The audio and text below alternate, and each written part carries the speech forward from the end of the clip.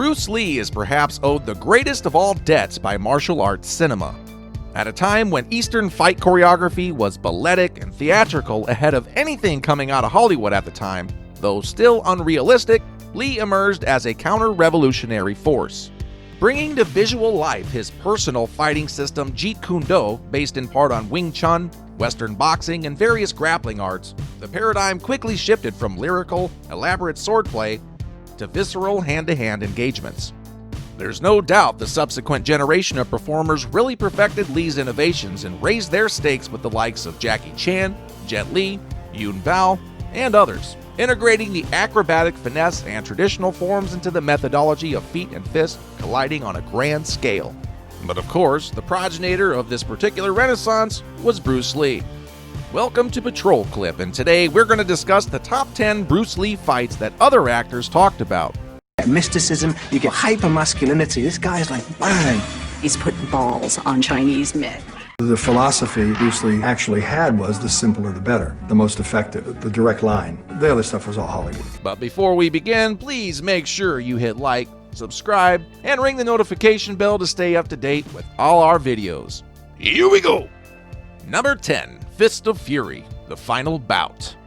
This is the absolute last fight to occur in Fist of Fury, which sees Bruce Lee's Chen Zhen taking on the head of the Japanese school, moments after dismantling the Russian martial artist they brought in as a sort of familiar enforcer. Following the master inside the dojo, Lee is met with a barrage of feet, fist, and katana assaults before disarming his opponents with his most famous of weapons, those omnipresent black nunchucks, and kicking him to his death through a large window spilling into the courtyard.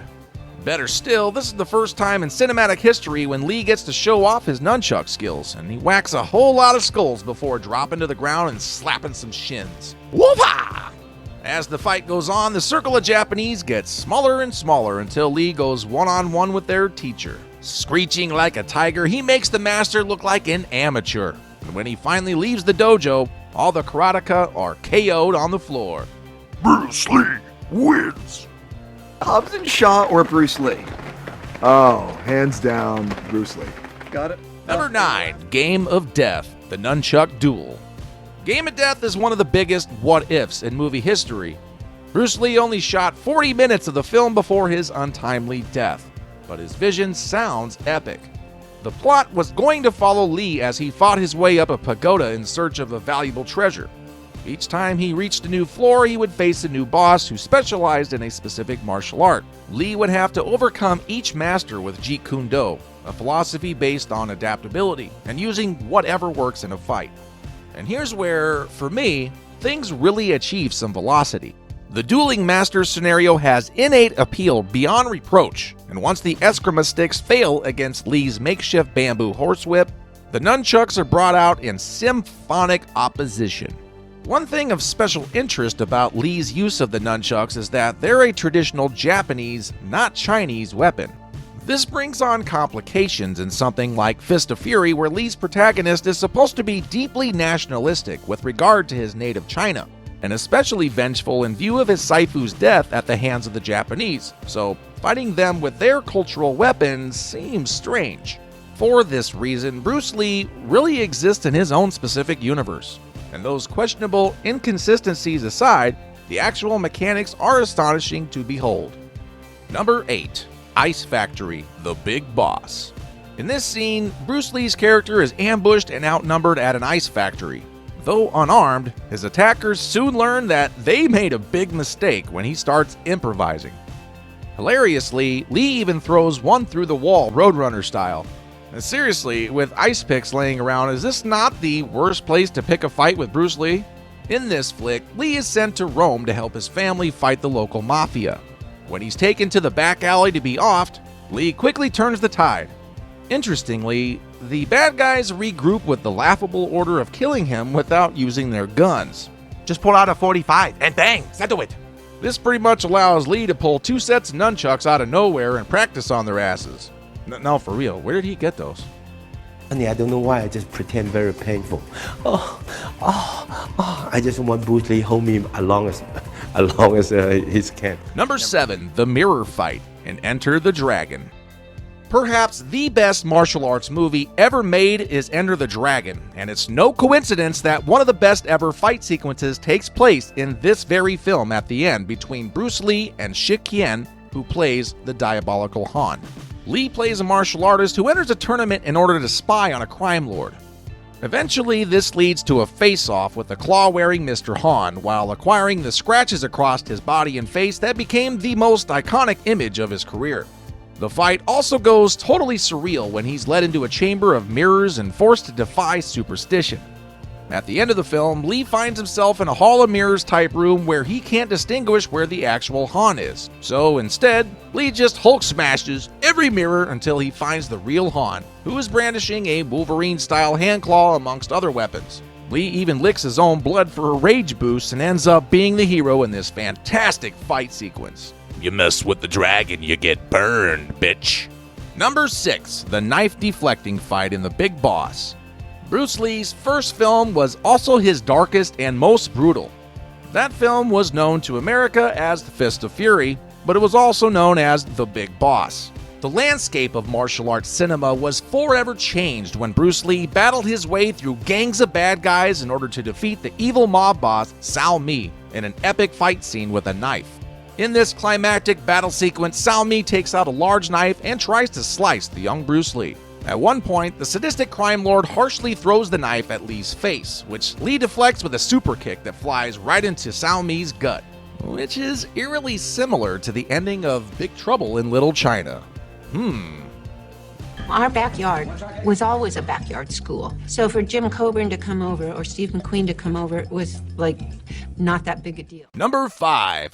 The Way of the Dragon, the group battle. The Way of the Dragon saw Bruce Lee's re-employment of a strategy from his first film, The Big Boss, and that the extent of his character skills was withheld for some time, allowing crucial anticipation to develop. When his abilities are finally revealed, the fight is a bit abrupt and technical. But the second go-around with a massive collection of mob enforcers in the same alley is one of the greatest iconic scenes of its kind. The way he single-handedly incapacitates foe after foe before fighting his way inside and turning the tide of the developing hostage situation is one of those exhibitions forever ingrained in the minds of countless moviegoers. And the synthesis of the contemporary Western world with his ancient warrior's presence wouldn't be complete without those ubiquitous nunchucks. Number 4. The Karate School Fight in Fist of Fury. Quentin Tarantino paid homage to this epic fight sequence in Kill Bill when Uma Thurman faced the Crazy 88 army of thugs in Oren Ishii.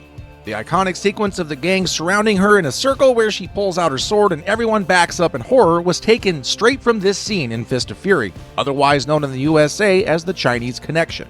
In this scene, Bruce Lee takes on dozens of Japanese karate school students and their master with a ton of excellent quick fights with each of the students who are hilariously and easily made an example of. Number 3. Marlowe. This is a 1969 American film starring James Garner as Philip Marlowe, who's a private detective, and Bruce Lee as Winslow Wong, who is a kung fu expert. A young woman from Kansas hires Philip Marlowe to find her missing brother. On the other side, a mob boss hires Wong to threaten Philip not to pursue the case to find him. Bruce Lee is not the lead in this film, but when he appears on screen, he's larger than life. In fact, in the only 2 scenes as a supporting cast member, he mesmerized American audiences when he kicks a hole in the wall and chops a coat rack in half with his bare hands. Since the mid-1970s, many people have watched this film again and again after Bruce Lee's death. We will remember you, Bruce. So deep. I mean, the things us martial artists draw from today, he came up with a lot of that stuff. Like, where do you come up with this stuff? Number 2. The Orphan. Lee was never fully comfortable on screen unless he was the star, and he had been waiting 10 years since The Kid for a leading role. Modeling his troubled teenage character on James Dean in Rebel Without a Cause, Lee gives his most emotionally complex performance as an actor in this film. One moment, he's snarling, in the next, laughing maniacally, and all the while spewing out a fetid stew of Cantonese street slang. Hong Kong boys were so taken with Lee's swaggering hoodlum that they began to emulate how he smoked cigarettes and cha-cha danced, causing one concerned high school principal to hang a banner across his school entrance reading, "No one is allowed to imitate Bruce Lee's awesome in The Orphan." Now that's what I call impact. Last but not least, number 1, The Kid. Lee landed his first starring role with his 4th film, once again about a tough street urchin with a heart of gold. At just 10 years old, Lee shows off a range of emotions and raw charisma. In one scene, he humorously imitates his teacher. In another, he puffs himself up with cocky bravado by throwing his shoulders back and thumbing his nose at an opponent, one of his signature moves as an adult actor. The movie was a box office hit, and a sequel was planned that might have turned Lee into the Macaulay Culkin of Hong Kong, but his father refused to let him repeat the role. Lee was having trouble in school and getting into fights on the streets, so his parents put him in a show business timeout until his behavior improved. It didn't, but they eventually let him continue acting anyway. Bruce Lee had an awesome philosophy about life, and he blew me away. Bruce Lee's a killer. You hurt your man, you do as much damage as you can, and you get out. You know what I mean? Without being hurt. Less damage on yourself as possible. I used to have so much respect for his philosophy. His philosophy is like the ultimate warrior philosophy. So, those are our top 10 Bruce Lee fights that other actors talked about. You think we missed anything? Be sure to let us know down in the comments, and as always, don't forget to like, subscribe, and ring the notification bell for all the videos in the future.